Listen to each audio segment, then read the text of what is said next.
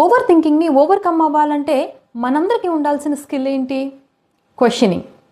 Welcome to A to Z life skill series 26 days challenge. ఇవాల్టి letter Q for questioning. Questioning అంటే అందరినీ doubt చేయడం కాదు, మన థాట్స్ని చెక్ చేయడం.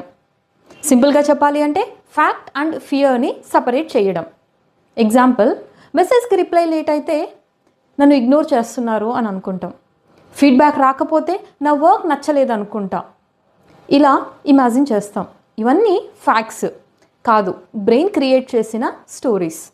బికాస్ బ్రెయిన్కి ఆన్సర్స్ కంటే కూడా స్టోరీస్ క్రియేట్ చేయడంలో చాలా స్పీడ్గా ఉంటుంది. సో క్వశ్చనింగ్ స్కిల్ ఉంటే ఎమోషనల్ మిస్టేక్స్ తగ్గుతాయి. ఎప్పుడైనా ఓవర్ థింక్ చేస్తున్నారనిపిస్తే ఆస్క్ దిస్ సింపుల్ క్వశ్చన్: ఈ థాట్కి ఎవిడెన్స్ ఏమైనా ఉందా? ఎవిడెన్స్ ఏం లేకపోతే ఆ థాట్ని లైట్ తీసుకోండి. లైఫ్ బెటర్ అవ్వాలి అంటే బెటర్ క్వశ్చన్స్ వెయ్యాలి. ఇది మోటివేషనల్ జర్నీ కాదు, లైఫ్ స్కిల్స్ జర్నీ. మరి A to Z life skill సిరీస్లో నెక్స్ట్ లెటర్ అయినా ఆర్ ఏ లైఫ్ స్కిల్ అయి ఉండొచ్చు? గెస్ చేసి కామెంట్ చేయండి.